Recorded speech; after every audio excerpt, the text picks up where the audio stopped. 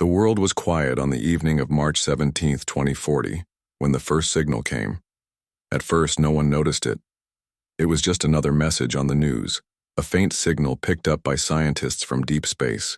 Earth's telescopes had been scanning the stars for decades, but no one had ever truly believed that aliens might be real. That all changed when the signal from deep space got stronger, almost as if someone was sending it directly to Earth. The message was clear. We are coming. Within a few days, governments around the world began to prepare.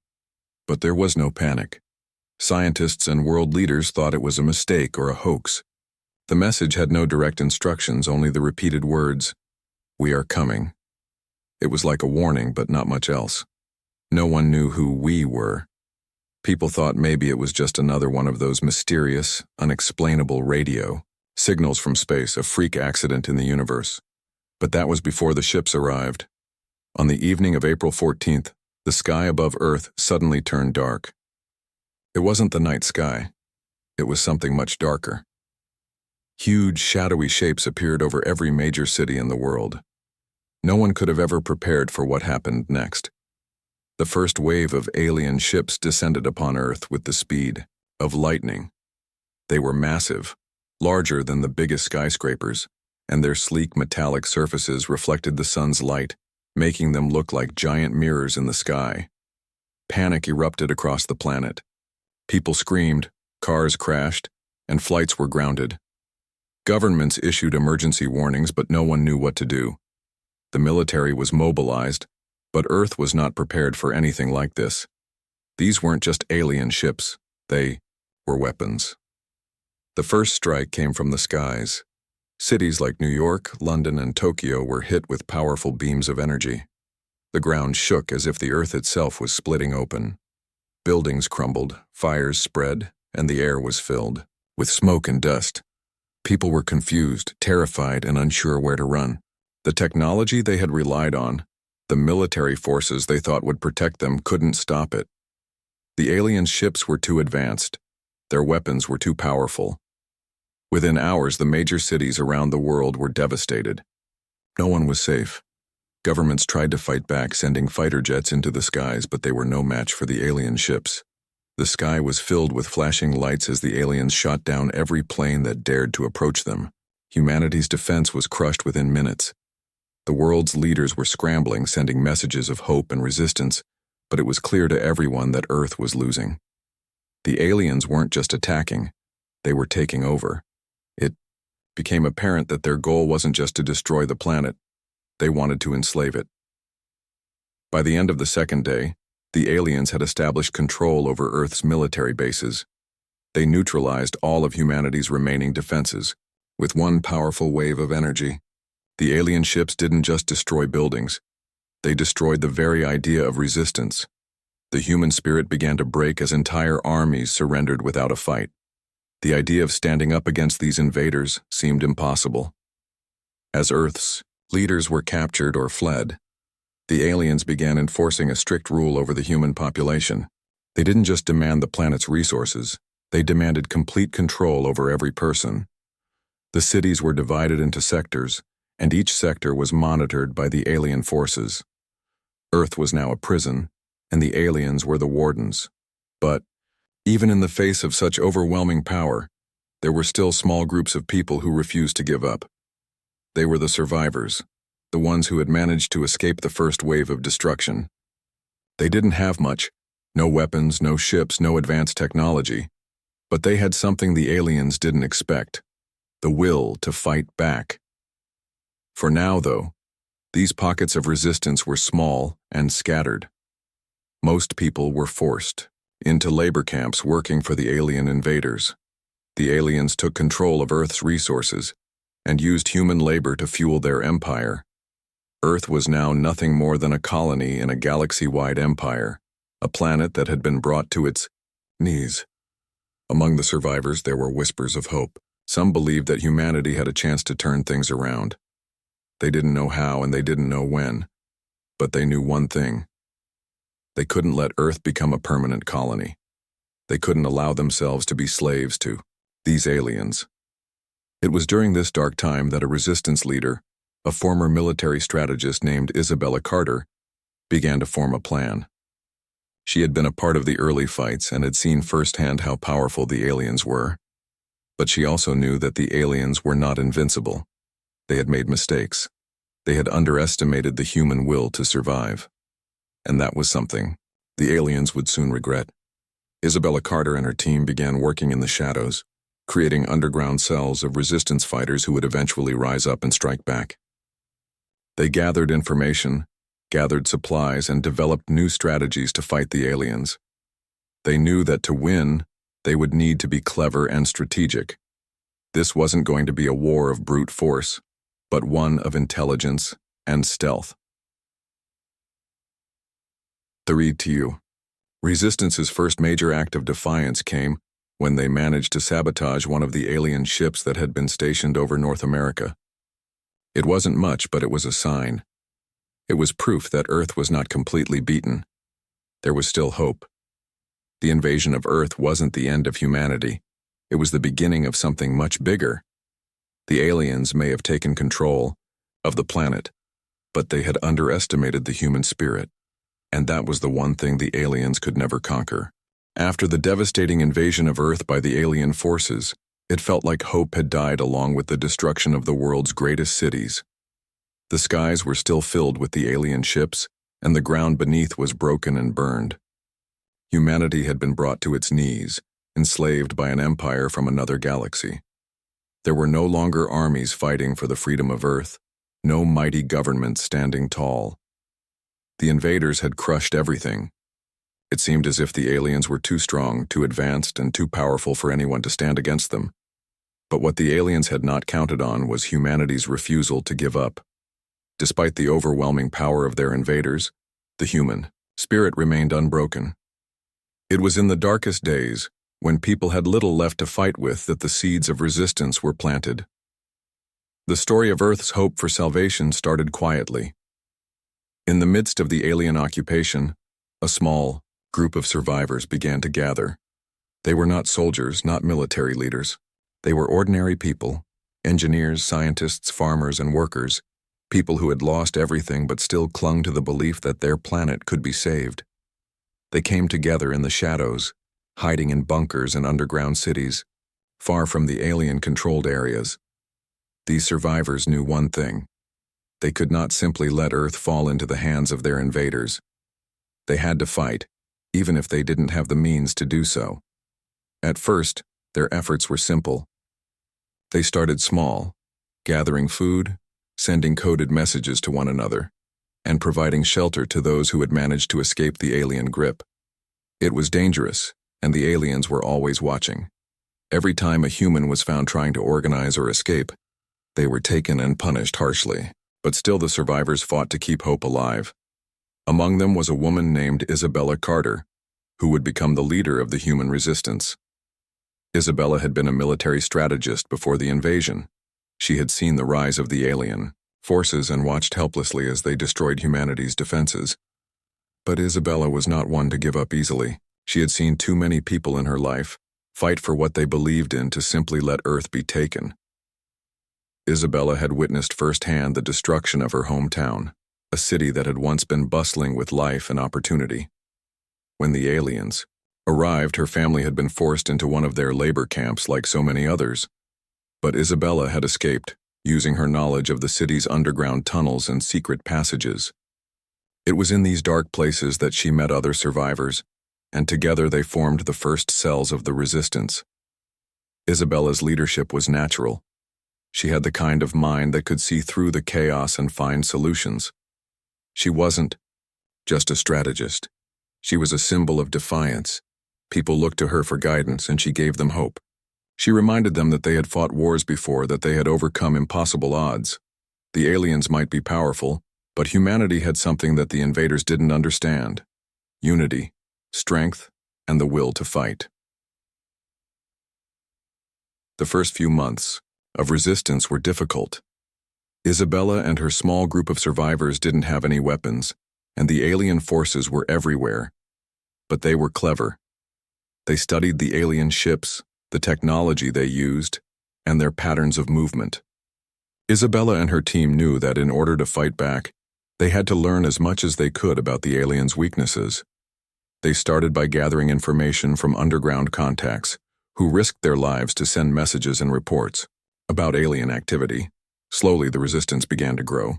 More survivors joined the cause, some escaping from the labor camps, others hiding in secret locations. The movement spread to other parts of the world. In secret meetings, humans began to discuss plans, share knowledge, and work on technology that could fight back. They scavenged alien technology from the wreckage of destroyed ships and reversed engineered their weapons. They didn't have much, but they had each other, and that was enough to start making a difference. One of the key turning points in the Resistance's rise came when Isabella's team managed to steal a small piece of alien technology from a downed spacecraft. It wasn't much, a communication device the kind the aliens used to coordinate their attacks, but it was enough to learn more about their plans. The device was a powerful tool that could hack into the alien systems. Using this technology, the Resistance could now listen in on alien communications, find their weaknesses, and plan their next moves. As the Resistance's reach grew, so did their efforts. They began to sabotage the aliens' energy sources, hacking into their power grids and cutting off their supplies. One of the most significant acts of sabotage occurred when the Resistance successfully infiltrated an alien power station located in a remote area. Using a combination of old Earth technology and newly acquired alien tech, they destroyed the power station, cutting off energy to several alien bases. It was a small victory, but it proved something important. Earth wasn't done yet. Humanity could still strike back. While the aliens had overwhelming technological advantages, the Resistance had something else: knowledge of Earth itself. The survivors knew the land, the cities, and the underground network of tunnels and hideouts. They used this knowledge to stay one step ahead of the aliens, always moving, always adapting. It wasn't just about brute strength, it was about intelligence, and the Resistance began to use their brains to outsmart their enemies. But there were still challenges. The aliens were ruthless in their control. They imposed curfews, limited resources, and punished anyone suspected of rebellion. But the Resistance's efforts were not without consequence. There were casualties. There were betrayals. People were captured, tortured, and killed by the alien forces. Yet the human spirit remained strong. Every loss made the survivors more determined to win. Every death reminded them of why they had to keep fighting. One of the most significant obstacles the Resistance faced was the aliens' advanced technology. The aliens had weapons that could disintegrate entire buildings with a single shot. They could control the weather, create devastating storms, and manipulate the planet's climate. This gave them a huge advantage, and many of the Resistance fighters feared that no matter what they did, they would be unable to stand up against such overwhelming power. But Isabella had a plan. She knew that defeating the aliens wouldn't come from simply using the same tactics they had been using. Instead, she focused on creating a different kind of weapon. One of the things the aliens had overlooked was their reliance on a single source of power for their ships and weapons, a power that could be disrupted. Using the stolen alien technology, Isabella and her team began working on a device that could disable the alien ship's power systems. It took months of hard work and many close calls, but finally, they succeeded. The device was ready. The first test came when the Resistance launched a daring mission to destroy one of the aliens' massive ships. They snuck aboard, planted the device, and escaped just as the ship's energy systems began to fail. The explosion was enormous, and the ship was disabled. The shockwave rippled through the alien forces, sending a clear message. Humanity wasn't going to surrender. The Resistance had become a real threat. This victory sparked more acts of defiance. The world was waking up. Everywhere humans began to rise against their alien oppressors. It was no longer just a small group of rebels in the shadows. It was a full-scale uprising. People were beginning to believe that Earth could be freed, that the aliens could be defeated. And with each victory, the Resistance grew stronger. The aliens may have had the upper hand in technology, but humans had something far more powerful. Their resilience, their intelligence, and their unbreakable will to survive. After months of fighting in the shadows, after years of struggle and hardship, humanity's resistance had finally reached a critical moment. The aliens had come to Earth thinking they could easily take over, enslaving the human race without any real trouble. What they didn't expect, however, was the resilience and intelligence of the very people they had underestimated. The battle wasn't over, and it was about to take a massive turn. Captain Isabella Carter, leader of the human resistance, had been planning the next step of their fight for months. The resistance had grown from a small group of survivors into a well-organized global force. Armed with stolen alien technology, the resistance had begun to disable alien power grids, sabotage their infrastructure, and launch surprise attacks on key targets. But that was only the beginning. The aliens still held control of Earth's most powerful weapons, and it was clear that in order to truly defeat them, the resistance needed something much bigger. The turning point came when Isabella received a secret report from one of her most trusted scouts. The report revealed something extraordinary. The aliens had developed a central command hub located deep within the heart of their operations on Earth. This command center was the brain of the alien occupation. It controlled everything, from the alien ships in orbit to the forces on the ground.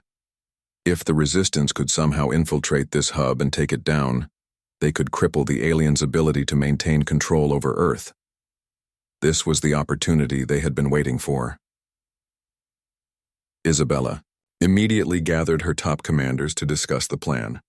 They knew the mission would be dangerous, perhaps even suicidal, but there was no other choice. The aliens were too powerful, and humanity was running out of time. The resistance had been striking at the aliens' infrastructure, but without a way to reach the heart of their operations, their efforts would only be temporary. They needed to hit the aliens where it would hurt the most. After hours of planning, they came up with a bold, risky strategy. The mission, codenamed Revenge, would require a small specialized team to infiltrate the heart of the alien command hub and destroy it. The team would need to bypass alien security systems, fight off advanced alien troops, and plant a series of bombs that would destroy the entire command structure. Isabella handpicked the team for the mission. It was made up of a mix of resistance, leaders, engineers, and former military officers. They were the best of the best, the ones who had proven themselves time and time again in smaller skirmishes. Their task was clear: destroy the heart of the alien invasion and send a message to the invaders that humanity was not done fighting. As the team prepared for the mission, tensions were high. Everyone knew the odds were stacked against them. Aliens had a massive defense network, and infiltrating the command hub would be nearly impossible, but Isabella, as always, was calm and determined. She told her team that this was their chance to strike back, to make the aliens feel the pain they had inflicted on Earth. We may be outnumbered, but we've learned to use our brains, not just our brawn, she said. If we work together, we can bring them to their knees. The mission began under the cover of darkness. The team made their way to a remote area, far from the alien-controlled cities, where they would board a stolen alien transport ship. The ship would take them directly to the command hub, hidden deep within the alien stronghold. The transport ship, built for stealth, would allow them to bypass the aliens' radar and security systems. But even with the advantage of surprise, they were all aware that the real challenge lay ahead. As they traveled toward the heart of the alien operation, Isabella couldn't help but think about how far they had come.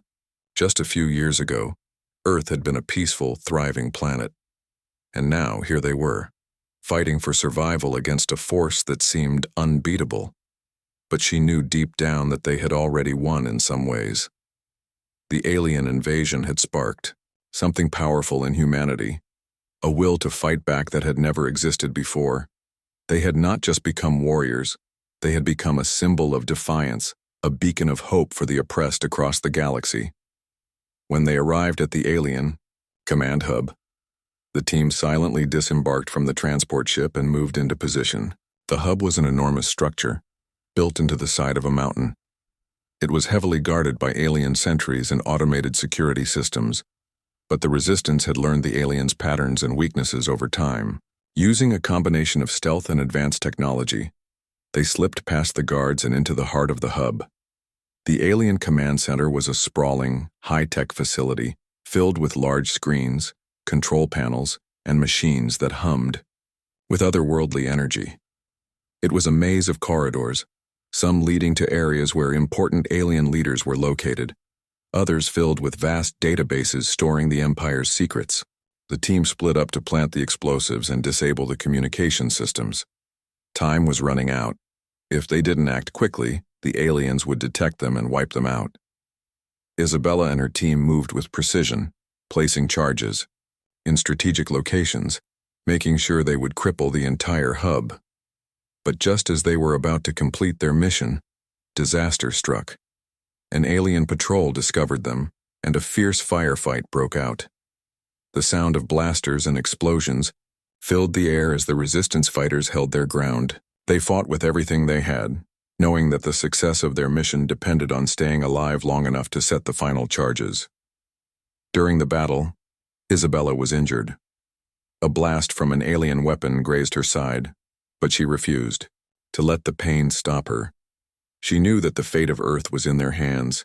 With her team's help, they managed to push back the alien forces and complete the mission. The last charge was set, and they began to evacuate the command center.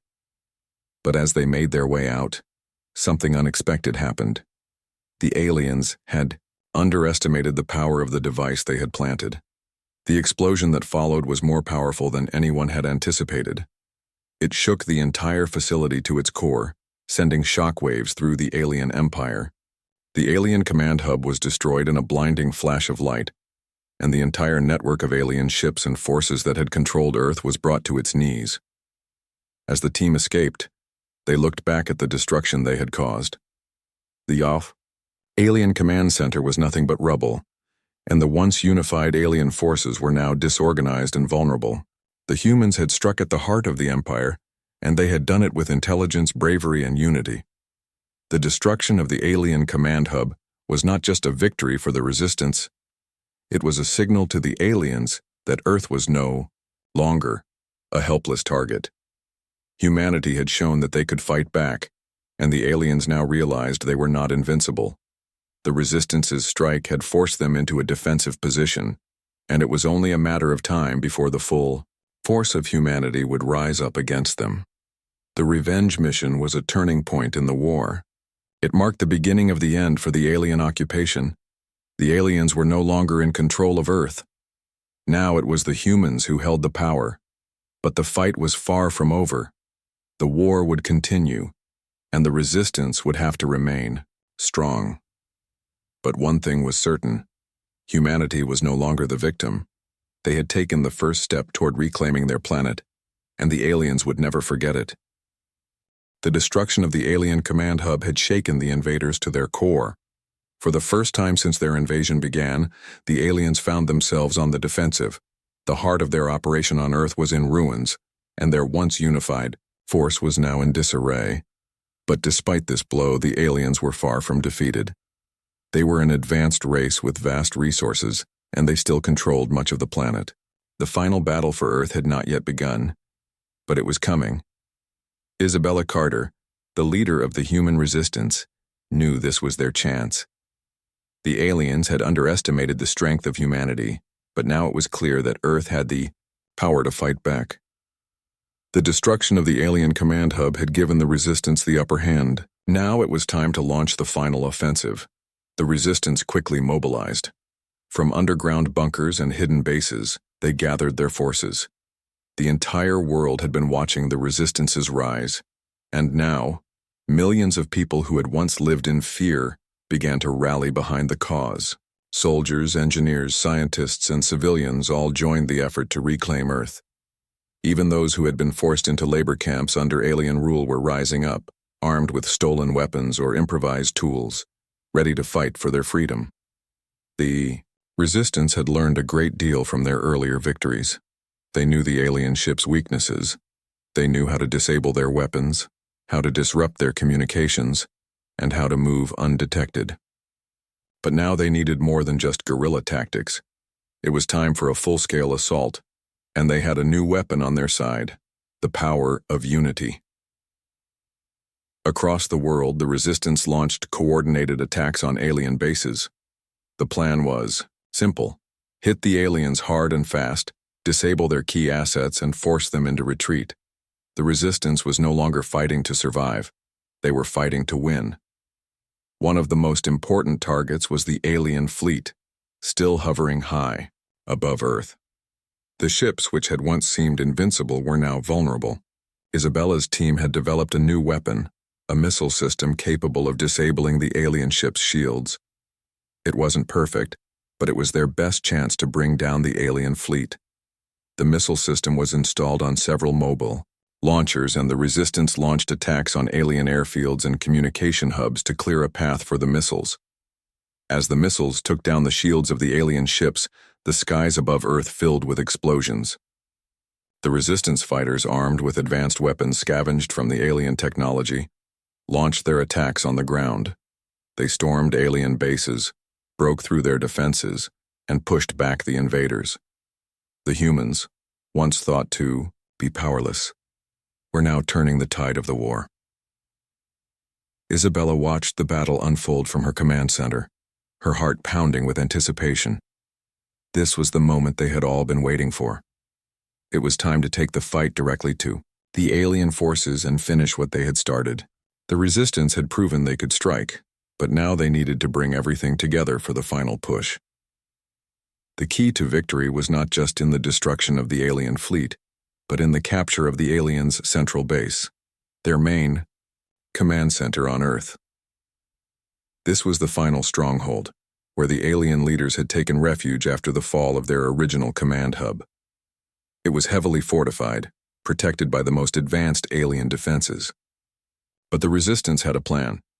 They knew that if they could take this base, they would not only cripple the alien forces on Earth, but also send a message across the galaxy that humans would not be slaves to anyone. The battle for the alien base was fierce. The Resistance moved quickly, attacking from all sides. They were up against a well-defended position, but they had the advantage of numbers and surprise. The alien forces, who had once been so confident in their power, were now scrambling to maintain control.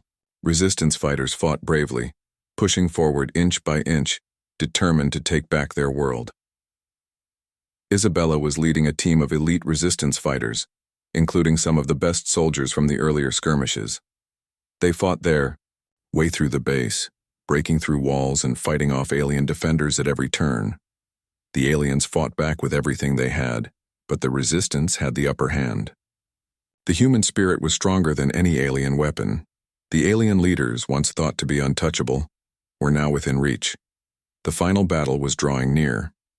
As Isabella and her team reached the central command room, they faced the aliens, highest-ranking officers, the ones who had been orchestrating the invasion of Earth.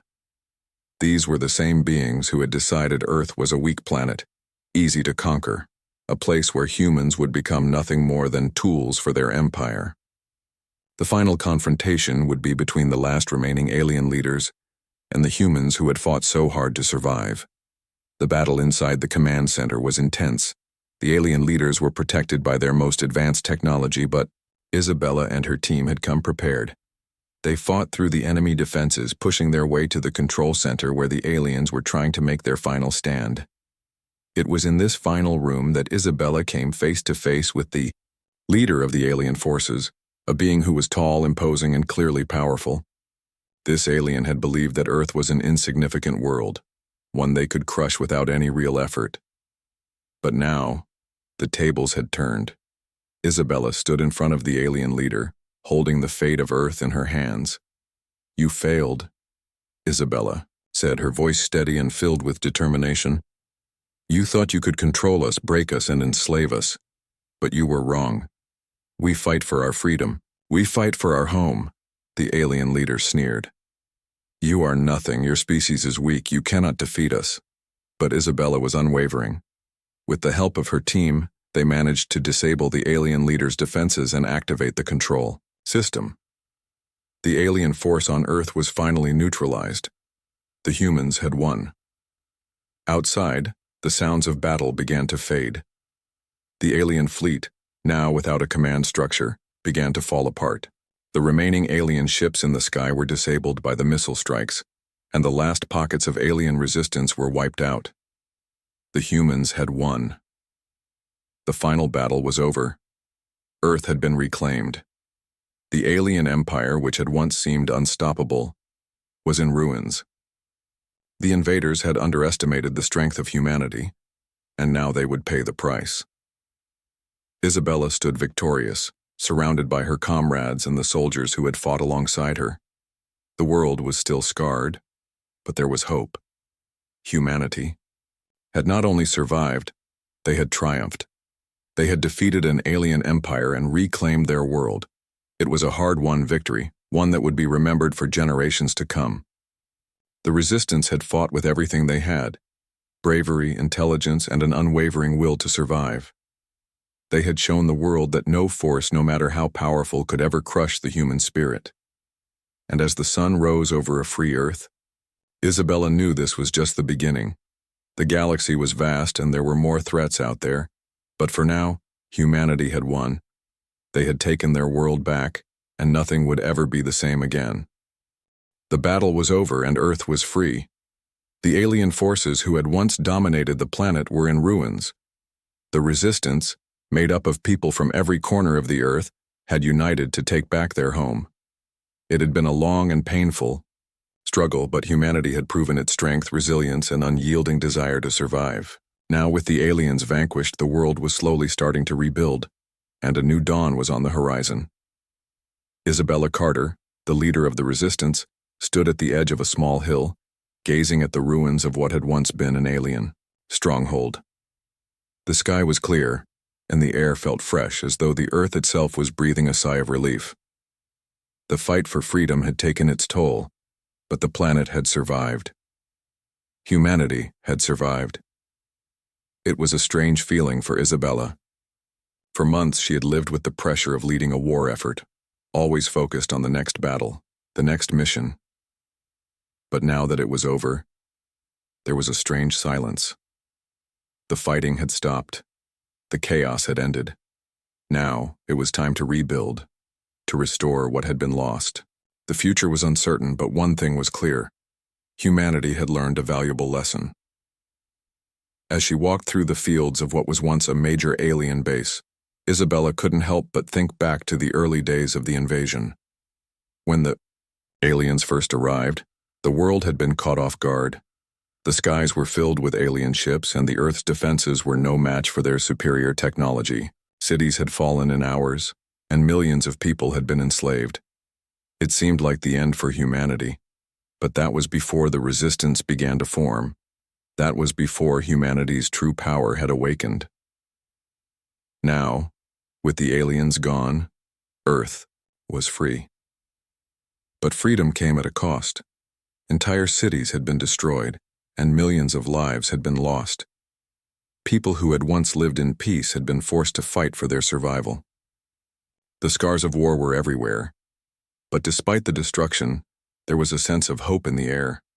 The world was still standing, and humanity was stronger than ever. As Isabella continued her walk, she was joined by a group of former resistance fighters. They had all fought together in the battles that had led to this moment. Now they were tasked with helping rebuild what had been lost. But for many of them, the idea of rebuilding was not just about physical structures. It was about restoring the sense of community and trust that had been shattered during the alien occupation. Isabella, one of the fighters, Jake, said, his voice filled with both exhaustion and hope, "I can't believe it's finally over. We did it."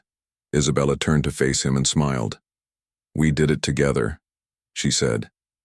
"Everyone played a part, and now we have a chance to rebuild our world." Jake nodded. "But where do we even start? There's so much to fix. So many people are still suffering." It was true. While the victory over the aliens was monumental, the aftermath of the war was anything but easy. Entire cities had been reduced to rubble. The economy had collapsed. People had been displaced, and many were left without homes, food, or basic necessities. There was so much to do to restore order, and the task ahead seemed daunting. But Isabella had always believed in the strength of people. She had seen how, despite their differences, humanity could come together when faced with a common enemy. She had seen how ordinary people had become heroes, how communities had united to fight for survival. If humanity could fight and win against a galactic empire, surely they could rebuild their world from the ground up. "We'll start with what we have," Isabella said. "We'll rebuild cities, help those in need, and restore the things that matter. It won't be easy, but we have each other. And together, we can do anything." The days after the battle were filled with work. Teams of survivors, some soldiers, others civilians, began to clear the wreckage of alien ships and destroyed cities. They worked together to salvage what they could and repurpose the alien technology to help rebuild Earth. Some of the alien machines once used to oppress and destroy were now being used to help heal the planet. One of the most important efforts was restoring communication networks. The aliens had disabled most of Earth's communication systems during the invasion, and it had taken the Resistance months to set up secure lines of contact. Now, the focus was on re-establishing connections between nations so that they could coordinate efforts to rebuild and ensure that no one was left behind. Governments that had been taken over by the aliens were slowly restored to power. But it wasn't just about returning to the old way of life. The war had shown that humanity needed to be stronger, more united than ever. There was a new sense of global cooperation. People realized that the struggles they faced could only be overcome if they worked together. Nations that had once been divided by borders, politics, and ideologies now found themselves united in a common cause: rebuilding Earth. The global economy, which had been devastated by the war, began to recover slowly. The alien technology that had once seemed like an unstoppable force was now being studied and adapted by human scientists. Some of the technology was used to clean up the environment, while other advancements helped in the production of food, medicine, and energy. It was a long process, but with each passing day, Earth grew stronger. But beyond the physical work of rebuilding, there was also the emotional healing. Many people had lost friends, family members, and homes. The trauma of the war ran deep. Communities had been torn apart, and trust had been broken. But Isabella believed that humanity's greatest strength lay in its ability to recover from hardship. She worked with survivors to create support networks, helping people cope with the losses they had suffered and rebuild their sense of hope. As the months passed, a sense of normalcy began to return. The once familiar world, now changed by the scars of war, started to show signs of life again. Children who had grown up in the shadow of the alien occupation began to smile and play freely in the streets. Markets reopened. People started to gather again, not to fight, but to celebrate the fact that they were still alive, that they had reclaimed their planet. One of the greatest symbols of humanity's triumph was the creation of the Earth Unity Monument, built in the heart of what had once been a destroyed city. It was a massive structure, made from the remnants of alien ships and the ruins of Earth's old cities. The monument was a tribute to the lives lost in the battle for Earth, and a symbol of the unity that had brought humanity victory. It stood tall, a beacon of hope for all who saw it. As Isabella stood before the monument, she was joined by Jake and the other members of the Resistance. They had all played their part in the war, and now they were part of something even bigger: the rebuilding of Earth. Isabella smiled as she looked out at the people gathered around the monument. They had all come together to fight for something greater than themselves. And now, they were working together to create a better future. "Isabella," Jake said, "we did it. We really did it." Isabella nodded. "We did. But it's not just about the victory. It's about what we do now. The war is over, but the real work is just beginning. We've learned that together, we can overcome anything." And so humanity began a new chapter. The aliens were gone, but the lessons of the war would never be forgotten. Earth had been saved, and its people had shown that no force, no matter how powerful, could defeat them when they stood united. The victory was more than just a military success. It was a triumph of the human spirit. As the sun set over the horizon, casting a warm glow over the earth. Isabella knew that the future was full of possibilities. Humanity had proven that no matter the challenges they faced, they would rise above them. The fight for Earth was over, but the fight for a better future had just begun.